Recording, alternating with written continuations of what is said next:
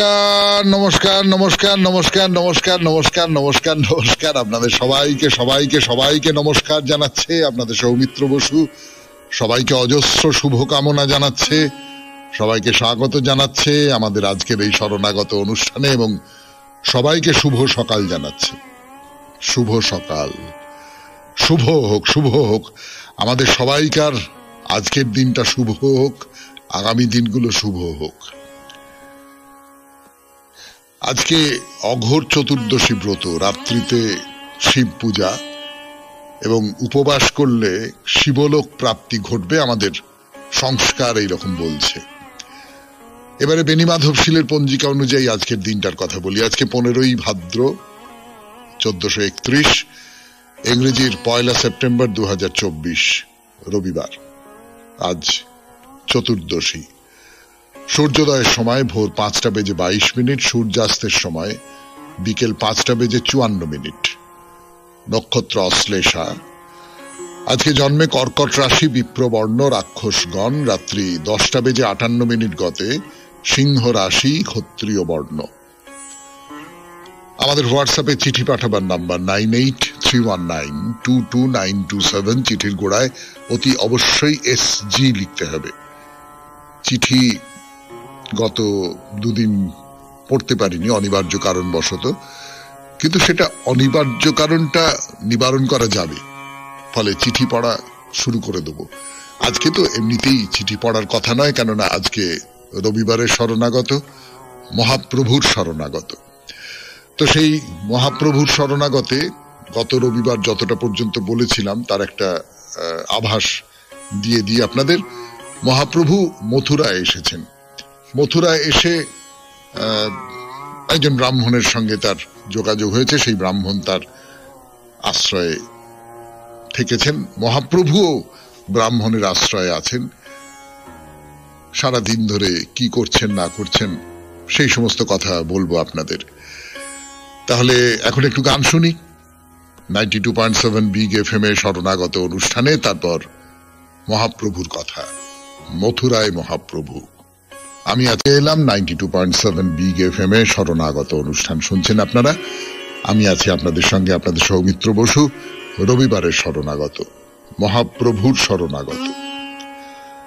তো মহাপ্রভু তো মহানন্দে আছেন মথুরায় এসে। মথুরা কৃষ্ণের লীলাভূমি, সেই মথুরা। মহাপ্রভু যে কৃষ্ণকে জীবনের সারাৎসার বলে মনে করেছেন, সেই কৃষ্ণের মথুরা তো সারাদিন ধরে নৃত্য গীত করছেন। এদিকে যা হয়, তার খ্যাতির খবর চারদিকে ছড়িয়ে পড়েছে। কত মানুষ সব তিনি যেখানে আছেন তার বাইরে এসে দাঁড়িয়ে রয়েছেন। একবার দর্শন করবেন, একবার দর্শন করবেন, একটিবার তোকে দেখবেন, এইরকম করে। আর মহাপ্রভু মাঝে মাঝে ঘর থেকে বেরিয়ে আসেন, বেরিয়ে এসে হরিবোল হরিবোল হরিবোল হরিবোল বলে দুহাত তুলে নৃত্য কীর্তন করেন। আর সব ভক্তরাও তার সঙ্গে দুহাত তুলে নৃত্য করেন।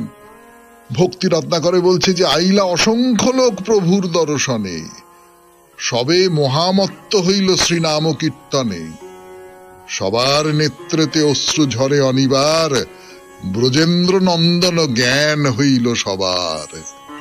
এইরকম একটা অবস্থা, মানে মাতোয়ারা অবস্থা যাকে বলে। তো এই যে যমুনা, যমুনার পাড়টা হচ্ছে আধখানা চাঁদের মতো, ওই অর্ধচন্দ্রাকৃতি, বেঁকে গেছে। হ্যাঁ, আর তার তীরে তীরে 24টা ঘাট আছে। এই 24টা ঘাটই হচ্ছে একেবারে যাকে বলে পরম তীর্থ।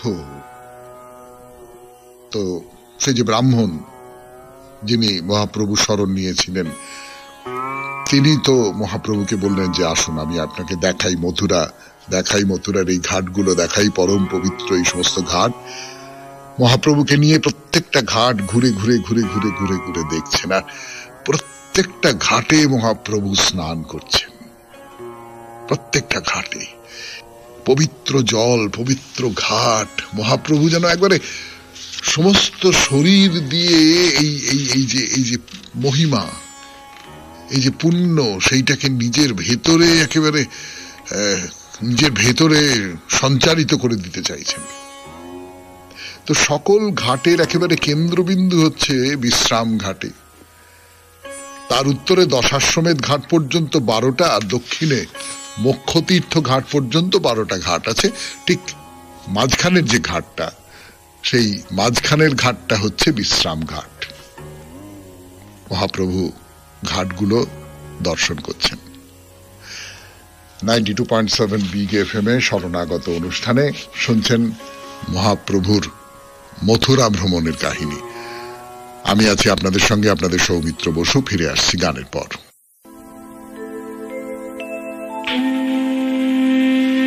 সঞ্চয় করছেন 92.7 বিগ এফএম এ রবিবারের শরণাগত অনুষ্ঠানে, সেই কথা বলছি আপনাদের। তো ঘুরে ঘুরে ঘুরে ঘুরে দেখছেন, তীর্থক্ষেত্রগুলো দেখছেন। গোকর্ণ তীর্থ, ক্ষেত্রপাল তীর্থ, ধ্রুবঘাটে স্নান দর্শন সেরে ব্রাহ্মণের সঙ্গে মথুরা ছেড়ে বৃন্দাবনের দিকে যাচ্ছেন। এইবার আপনাদের একটা গল্প বলি। পুরাণে বলছে, ব্রহ্মবৈবর্ত পুরাণে, যে সত্যযুগের রাজা ছিলেন কেদার। কেদারের মেয়ের নাম হলো বৃন্দা। বৃন্দা কমলার অংশস্বরূপা ছিলেন, তপস্বিনী, এবং যোগশাস্ত্র খুব ভালো জানতেন। তো সেই যে বৃন্দা, তার যে তপস্যার জায়গা, সেইটাকে বলা হয় বৃন্দাভূমি বা বৃন্দাবন। তা মহাপ্রভু ধ্রুব ঘাটে স্নান করে সেই বৃন্দাবনে যাচ্ছেন। মহাপ্রভু বৃন্দাবনের 12 বন পরিভ্রমণ করেছিলেন এবং তারই স্মরণে লক্ষ লক্ষ ভক্ত বৃন্দাবন যাত্রী এই 12 বন পরিক্রমা করেন। মহাপ্রভু গয়ায় ঈশ্বরপুরীর কাছে মন্ত্র দীক্ষা নিয়ে বৃন্দাবন যেতে চেয়েছিলেন, কিন্তু পারেননি, সফল হননি।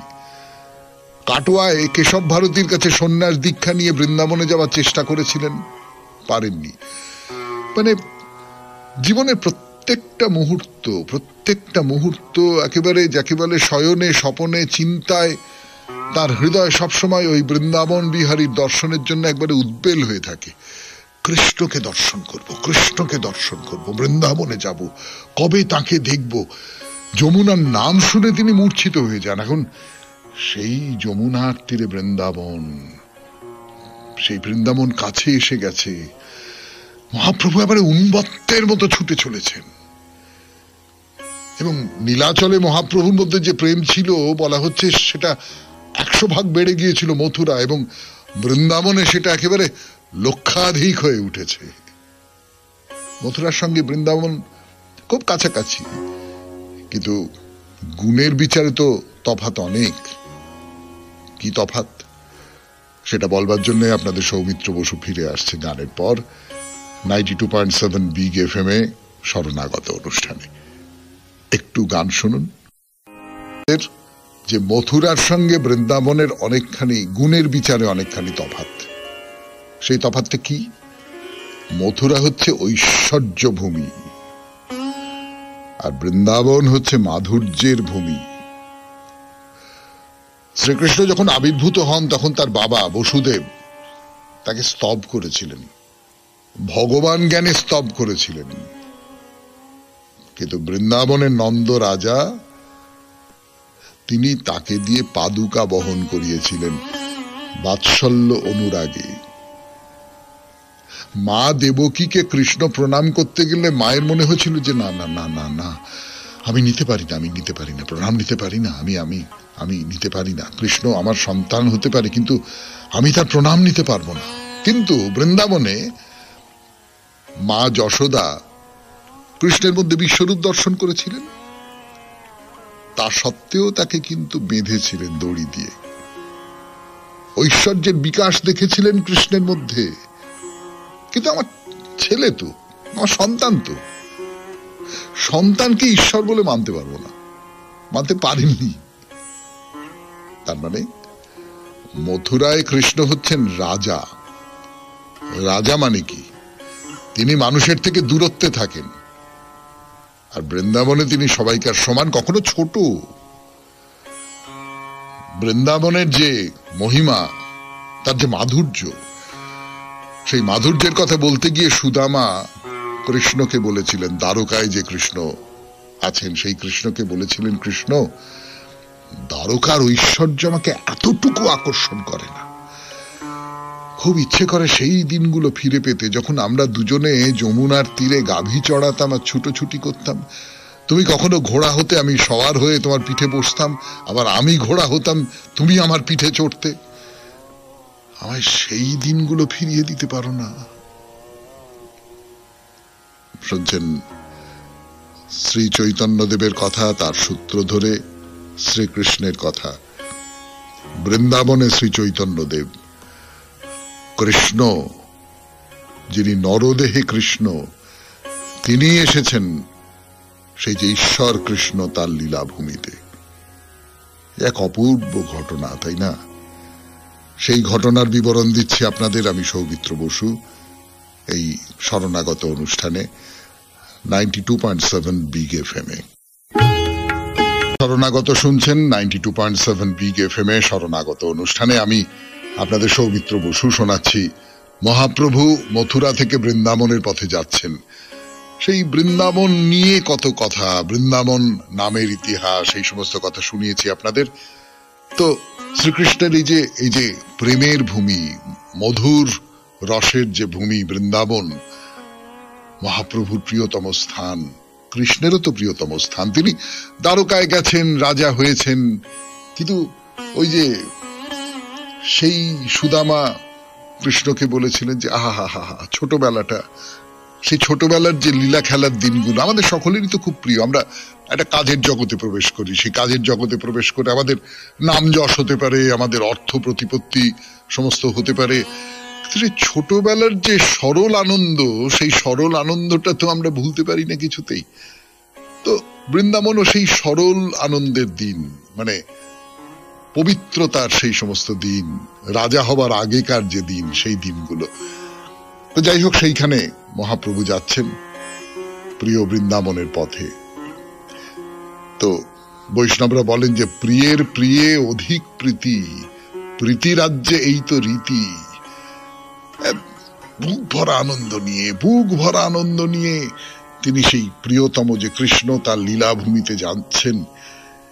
ধীর সমীরে যমুনা তীরে ললিত ত্রিভঙ্গ ঠামে মংসী বট হেলনে মধুর পঞ্চম তানে বেনু বাজায় সেই কৃষ্ণ।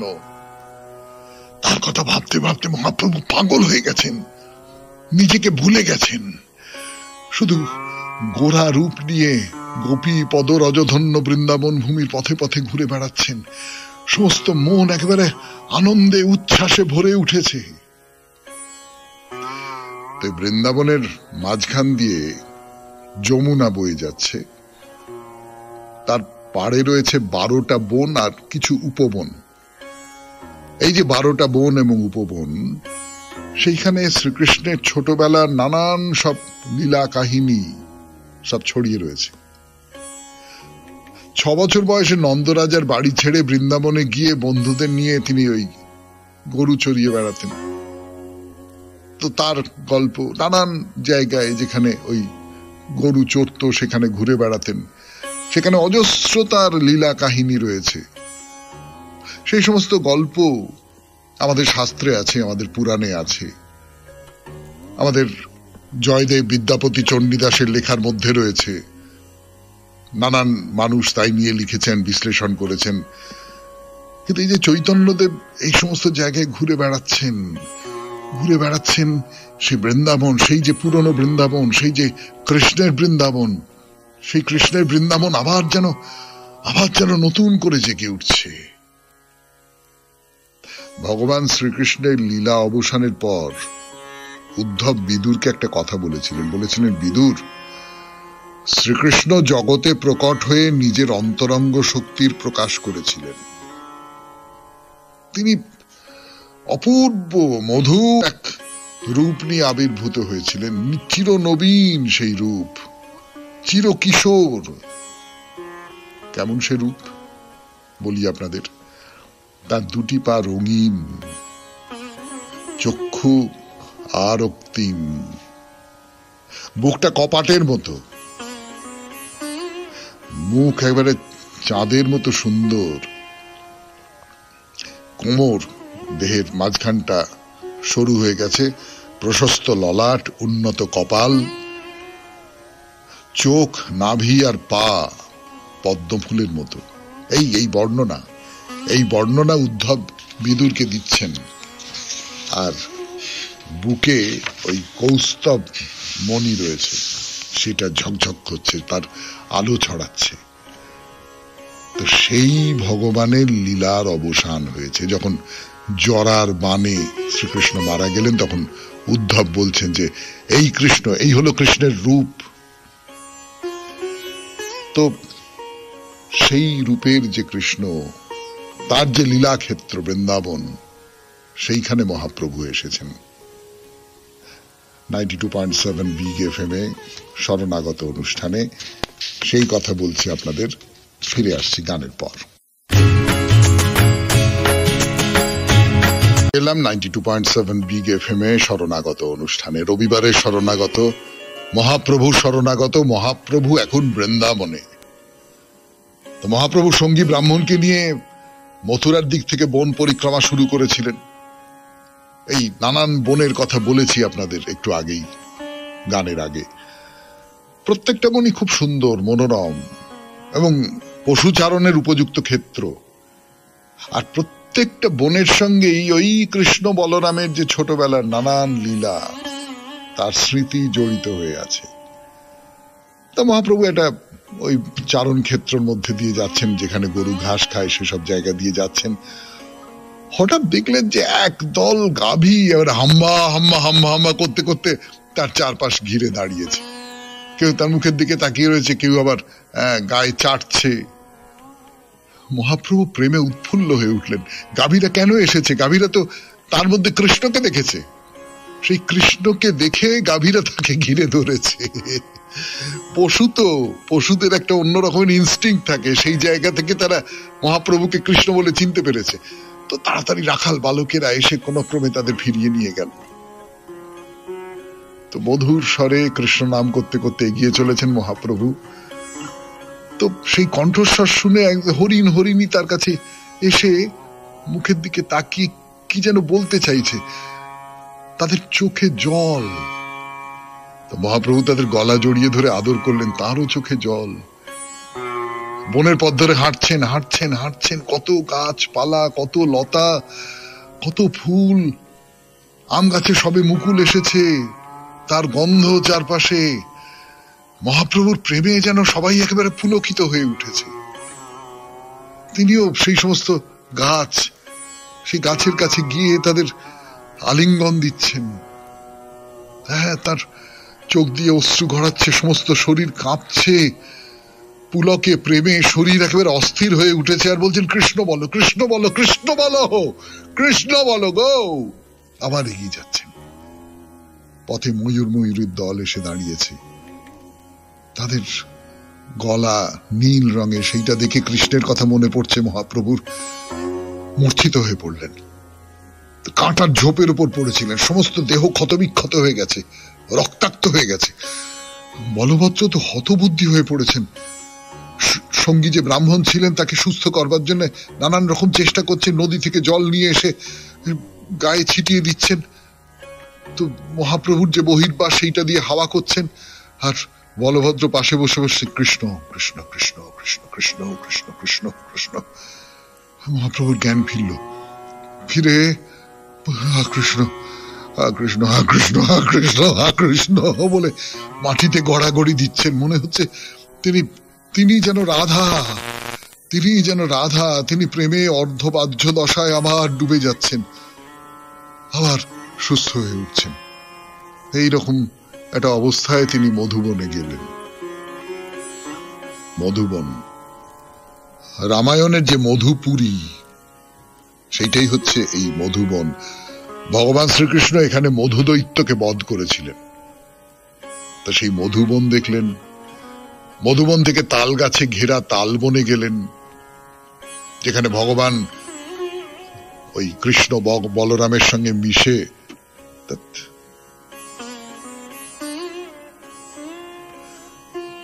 যেখানে ভগবান কৃষ্ণ বলরামের সঙ্গে মিলে ধেনুকাসুর বধ করেছিলেন। সেখান থেকে কুমুদ বনে গেলেন। কুমুদ বন, সেও কৃষ্ণের স্মৃতি বিজড়িত। তার কথা দিয়েই শেষ করব আজকের রবিবারের শরণাগত। গানের পর ফিরে আসছি সেই কুমুদ বনের কথায়। 92.7 বিগ এফএম এ শরণাগত অনুষ্ঠান শুনছেন। 92.7 বিগ এফএম এ শরণাগত অনুষ্ঠান। এই যে শিল্পীর যে কাজ, সেই শিল্পীর কাজ কিছুতেই উষা দেবীর মনোমতো হচ্ছে না, বারবার বলছেন এবং শেষ পর্যন্ত বলছেন যে না, কখনো সেটা ওই রকম করে হয় না, হতে পারে না। শিল্পীর দিক থেকে আমার একটা কথা বলবার আছে। শিল্পী তো খানিকটা তার নিজের মনকে মেশাবেন, তিনি যা তৈরি করছেন তাতে তো মেশাবেন। শিল্পীর কাজ কি হুবহু বাস্তবের মতো হয়? দেখতে হবে যে শিল্পী যে কাজটা করছেন সেই কাজ কোনোভাবে ওই যে মূর্তিটা তৈরি করছেন তাকে অসম্মান করছে কিনা। এখানে একটা কথা বলি আপনাদের। খুব সম্প্রতি একটা ঘটনা ঘটেছে। আমি নাটকের মানুষ, সেই হিসেবে আমি ঘটনাটার কথা জানি এবং আপনাদের বলতে ইচ্ছে করছে। সেটা হলো আমাদের নাটকের জগতের খুবই একজন প্রবীণ মানুষ, অনেক বয়স তার, 80 বছর পার হয়ে গেছে, চন্দন সেন। তিনি একটি নাটক লিখেছিলেন চৈতন্যদেব সম্পর্কে এবং কৌশিক চট্টোপাধ্যায়, তিনি তরুণ কিন্তু খুব সম্ভাবনাময় নির্দেশক। তিনি সেই নাটকের প্রযোজনা করেছেন চৈতন্যদেবকে নিয়ে এবং প্রচুর মানুষ একসঙ্গে সম্মিলিতভাবে সেই নাটকে কাজ করছেন, অভিনয় করছেন, অন্যান্য কাজ করছেন। সেই নাটকটি নবদ্বীপে অভিনয় হবার কথা ছিল। নবদ্বীপের যারা বৈষ্ণব পণ্ডিত সমাজ তারা বাধা দিয়েছেন। বাধা দিয়ে বলেছেন যে না, এই নাটকে নাকি এইরকম একটা কথা বলা হয়েছে যে লক্ষ্মীপ্রিয়া দেবী, মানে শ্রী চৈতন্য দেবের প্রথমা স্ত্রী, সেই লক্ষ্মীপ্রিয়া দেবীকে সচিমাতা কাজীর সহায়তায় হত্যা করিয়েছিলেন, এরকম কথা চিঠিতে লেখা আছে। ফলে এই নাটক করতে দেব না। তো আমি খবরটা শুনে চন্দন সেনকে ফোন করলাম, করে বললাম আপনি এই সমস্ত কি লিখেছেন, এ কি? তো চন্দনদা আমাকে খুব স্নেহ করেন, আমাকে বললেন যে না না না, আমি এই সমস্ত কোনো কথা লিখিনি। ওরা যেটা লিখেছে এবং লিখে নাটকটা বন্ধ করে দিয়েছে, ওরা নাটকটা দেখেনি, ওরা জানেই না যে এই সমস্ত কোনো কথা নেই। আমি লক্ষ্মীপ্রিয়াকে নিয়ে বেশ খানিকটা জায়গা করেছি, লক্ষ্মীপ্রিয়াকে আমি একটা মর্যাদা দিয়েছি আমার নাটকের মধ্যে। সে তো দিতেই পারি, হ্যাঁ সে তো দিতেই পারে। লক্ষ্মীপ্রিয়াকে অমর্যাদা দেবার মতন তো কিছু ঘটনা নেই। কিন্তু এই যে না জেনে একজন শিল্পীর কাজ, সেই শিল্পীর কাজটার প্রতি সশ্রদ্ধ থেকে উষাদেবী তো এই শিল্পীর কাজটা দেখেছিলেন, দেখে তার মনে হয়েছিল যে সমস্ত অতৃপ্তির কথা, এই যে না দেখেই এই নবদ্বীপের বৈষ্ণব সমাজ মন্তব্য করলেন এবং কাজটাকে আটকে দিলেন। আমার নিজের কোথাও মনে হচ্ছে এই অসহিষ্ণুতা, আজকের দিনের এই যে অসহিষ্ণুতা, এই অসহিষ্ণুতা কোথাও মহাপ্রভুকে অসম্মানই করে। যাই হোক, আমরা আমাদের যে আলোচ্য বিষয়, সেই আলোচ্য বিষয়ে ফিরে আসি। এই যে তিনটে মূর্তি দেখে উষাদেবীর মনে হয়েছিল যে না, এটা ঠিক হচ্ছে না, এই জায়গাটা হচ্ছে না। এই তিনটে মূর্তি গোবিন্দ, গোপীনাথ, মদনমোহন, এই তিন নাম দিয়ে মথুরা মণ্ডলে স্থাপিত হয়েছিল। গোবিন্দের মুখ, গোপীনাথের বক্ষস্থল আর মদনমোহনের শ্রীচরণ, এই তিনটে যদি একসঙ্গে আপনি মনের মধ্যে গেঁথে নিতে পারেন, তাহলে আপনি যথার্থ কৃষ্ণরূপ দর্শন করতে পারবেন।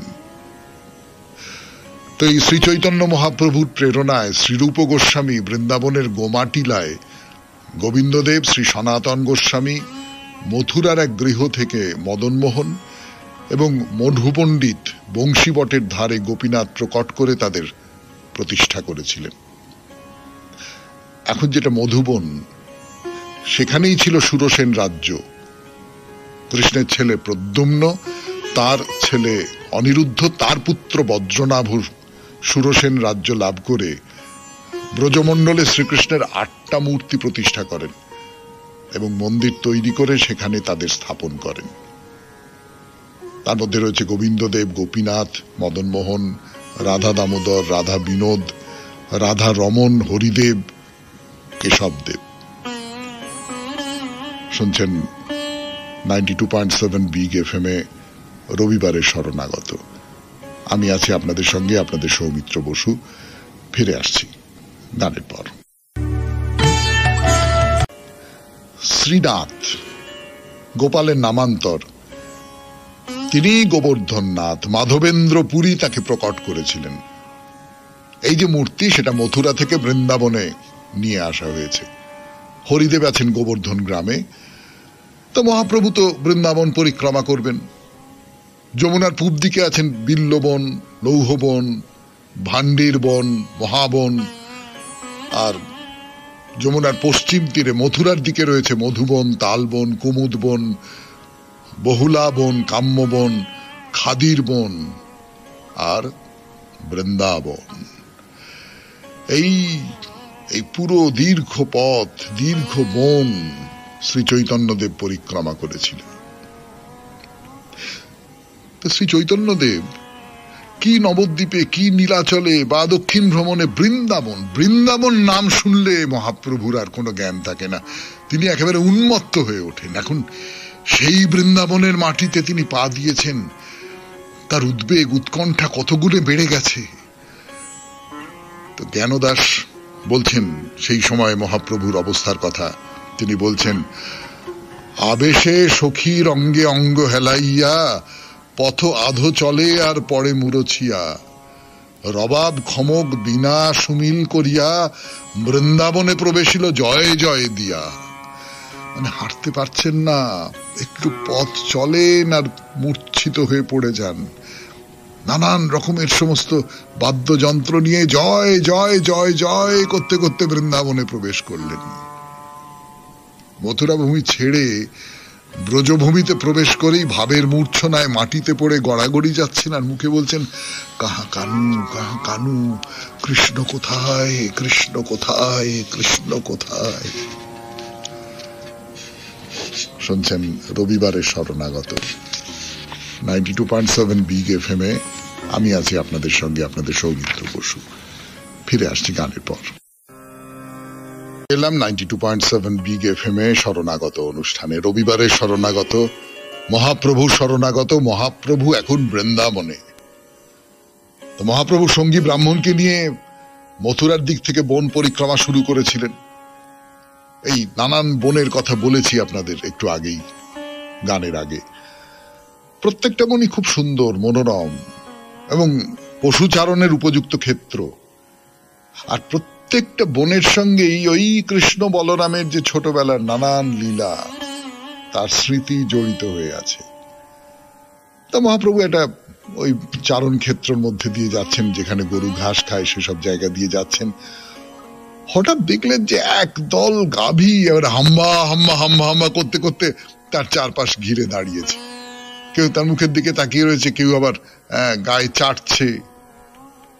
মহাপ্রভু প্রেমে উৎফুল্ল হয়ে উঠলেন। গাভীরা কেন এসেছে? গাভীরা তো তার মধ্যে কৃষ্ণকে দেখেছে। সেই কৃষ্ণকে দেখে গাভীরা তাকে ঘিরে ধরেছে। পশু তো, পশুদের একটা অন্যরকমের ইনস্টিংক্ট থাকে, সেই জায়গা থেকে তারা মহাপ্রভুকে কৃষ্ণ বলে চিনতে পেরেছে। তো তাড়াতাড়ি রাখাল বালকেরা এসে কোন ক্রমে তাদের ফিরিয়ে নিয়ে গেল। তো মধুর স্বরে কৃষ্ণ নাম করতে করতে এগিয়ে চলেছেন মহাপ্রভু। তো সেই কণ্ঠস্বর শুনে হরিণ হরিণী তার কাছে এসে মুখের দিকে তাকিয়ে কি যেন বলতে চাইছে, তাদের চোখে জল। তো মহাপ্রভু তাদের গলা জড়িয়ে ধরে আদর করলেন, তারও চোখে জল। বনের পথ ধরে হাঁটছেন হাঁটছেন হাঁটছেন, কত গাছপালা, কত লতা, কত ফুল। আম গাছে সবে মুকুল এসেছে, তার গন্ধ চারপাশে। মহাপ্রভুর প্রেমে যেন সবাই একেবারে পুলকিত হয়ে উঠেছে। তিনিও সেই সমস্ত গাছ, সেই গাছের কাছে গিয়ে তাদের আলিঙ্গন দিচ্ছেন। হ্যাঁ, তার চোখ দিয়ে অশ্রু গড়াচ্ছে, সমস্ত শরীর কাঁপছে পুলকে, প্রেমে শরীর একেবারে অস্থির হয়ে উঠেছে। আর বলছেন, কৃষ্ণ বলো, কৃষ্ণ বলো, কৃষ্ণ বলো, কৃষ্ণ বলো গো। আবার এগিয়ে যাচ্ছেন। পথে ময়ূরের দল এসে দাঁড়িয়েছে।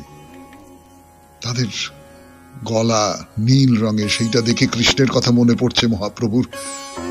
মূর্ছিত হয়ে পড়লেন, কাঁটার ঝোপের উপর পড়েছিলেন, সমস্ত দেহ ক্ষতবিক্ষত হয়ে গেছে, রক্তাক্ত হয়ে গেছে। বলভদ্র তো হতবুদ্ধি হয়ে পড়েছেন। সঙ্গী যে ব্রাহ্মণ ছিলেন তাকে সুস্থ করবার জন্য নানান রকম চেষ্টা করছেন, নদী থেকে জল নিয়ে এসে গায়ে ছিটিয়ে দিচ্ছেন, তো মহাপ্রভুর যে বহির্বাস সেইটা দিয়ে হাওয়া করছেন, আর বলভদ্র পাশে বসে বসে কৃষ্ণ কৃষ্ণ কৃষ্ণ কৃষ্ণ কৃষ্ণ কৃষ্ণ কৃষ্ণ কৃষ্ণ। মহাপ্রভুর জ্ঞান ফিরল, ফিরে কৃষ্ণ কৃষ্ণ কৃষ্ণ কৃষ্ণ কৃষ্ণ বলে মাটিতে গড়াগড়ি দিচ্ছেন। মনে হচ্ছে তিনি যেন রাধা, তিনি যেন রাধা, তিনি প্রেমে অর্ধবাহ্য দশায় আবার ডুবে যাচ্ছেন, আবার সুস্থ হয়ে উঠছেন। এইরকম একটা অবস্থায় তিনি মধুবনে গেলেন। মধুবন, রামায়ণের যে মধুপুরী, সেইটাই হচ্ছে এই মধুবন। ভগবান শ্রীকৃষ্ণ এখানে মধু দৈত্যকে বধ করেছিলেন, তা সেই মধুবন দেখলেন। মধুবন থেকে তাল গাছে ঘেরা তালবনে গেলেন, যেখানে ভগবান ওই কৃষ্ণ বলরামের সঙ্গে মিশে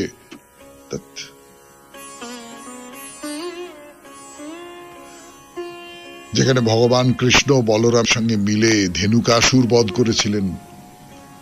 সেখান থেকে কুমুদ বনে গেলেন। কুমুদ বন, সেও কৃষ্ণের স্মৃতি বিজড়িত। তার কথা দিয়েই শেষ করব আজকের রবিবারের শরণাগত। গানের পর ফিরে আসছি সেই কুমুদ বনের কথায়। 92.7 বিগ FM এ শরণাগত অনুষ্ঠান শুনছেন। প্রভু নানান বন উপবন সব দর্শন করছেন 92.7 বিগ FM এ শরণাগত অনুষ্ঠানে, সেই কথাই শোনাচ্ছি আপনাদের। তো এই যে নানান বন উপবন, সেই সমস্ত জায়গায় কৃষ্ণের লীলাক্ষেত্র ছিল। কৃষ্ণ নানান রকমের সমস্ত অলৌকিক লীলা প্রকট করেছিলেন এই সমস্ত জায়গায়। মহাপ্রভু সেখানে যাচ্ছেন এবং তার যে অভিজ্ঞতা, সেই অভিজ্ঞতার কথা শোনাচ্ছি আপনাদের এই সকালবেলায়। এই যে কুমুদ বন, কুমুদ বনে একটা বিরাট সরোবর আছে। সেই সরোবরে কৃষ্ণ গোপীদের নিয়ে জলক্রীড়া করেছিলেন। হ্যাঁ, সেই সরোবর আছে।